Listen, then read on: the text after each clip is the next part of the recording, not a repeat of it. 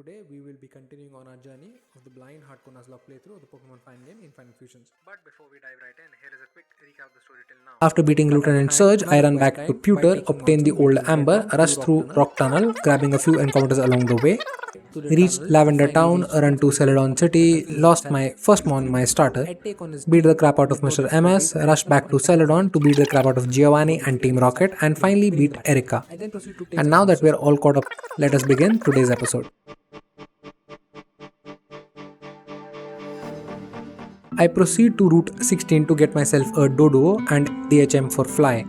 With Snorlax blocking the pathway, I needed to get the Pokeflute from Mr. Fuji, so on to Lavender Town to rescue him. I proceed to make it up to the tower to reach Mr. Fuji and catch a Ghastly as well as save some possessed trainers in the tower. At the top of the tower, I faced my toughest challenge till yet, the haunted girl who sends out a level 44 Gen Walk, which was 2 levels above the current level cap of 42 after beating Erika.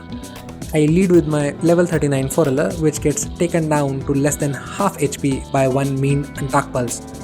I make a pivot into Aricate for getting the part ground typing on Gen Walk and getting one hit in before being taken out by a Stomping Tantrum. The pain of losing another Mon in a similar and stupid fashion makes me think I haven't learnt my lesson. I slow down, think hard and make a switch to Pidip, which in hindsight was the better option to take down the stupid Gen Walk. You live and you learn, right? No way I would make the same mistake again. This time I learnt my lesson. I climb up the last flight of stairs filled with regret of losing another Mon to another stupid mistake, itching to destroy some Team Rocket grants. But no one was there, only Mr. Fuji waiting for us, and gives us some story explanation and the Pokeflute to help advance the plot. I move downwards to Route 12 to wake up the sleeping Snorlax, which was so grumpy that it nearly destroyed my entire team, but was eventually caught. Finally, a decent encounter which was very much usable, something to be excited about. I then make my way down the cycling road, beating some trainers along the way and catching a Horsey on the way out, moving on to Route 18 and grabbing a Venomoth as well, and finally entering Fuchsia City. I grab the HM for Strength from Janine and make my way into the Safari Zone for the HM for Surf and my next encounter. I learn that there is a rare encounter deep within the Safari Zone desert area, to which I make my way in hopes of finding some pseudo-legendary Pokemon. What awaits is a level 45 Volcarona, which sounds like a great deal, and I try to catch it, but it flees, making this trek a waste. I head out, trying to get more encounters, head on to Route 14 and run into a trainer who sends out a Farchamp. I am in a tight spot with my Houndchamp on the field and make the mistake of going into Pidip to avoid the flying move, forgetting the part fighting typing that Pidip has. Farchamp one-shots it with the souped up acrobatics. This breaks me as Pidip was one of my run carriers. We had been through so much together and I lose it based on a simple stupid mistake. Third time's the charm. I barely make it out through the skin of my teeth using Forellum and Fiercire. I head back to Fuchsia City to take on the gym and cut my losses short and up my level cap to better take on the trainer battles along the way.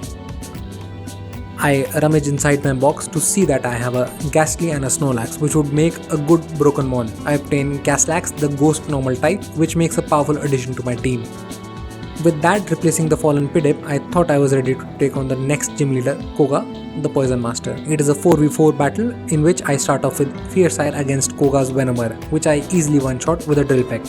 Koga then sends out his Magnifying, which I quickly put to sleep with Yawn and pivot to Genlax to eat its dreams. Koga then sends out Beether, which I take out with a few body slams from Genlax, but in the process lose a lot more HP than I wanted and 2 layers of toxic spikes waiting for my next pivots. And finally Koga unleashes his monster, Chanook, who proceeds to toxic poison my Genlax, ups its defenses and evasiveness, and the game becomes a total stall fest with no other way than to pivot and out-damage the stall monster that it was. With the increased evasion, defenses and poison damage racking up, there was nothing I could do but wait and try to stall it out.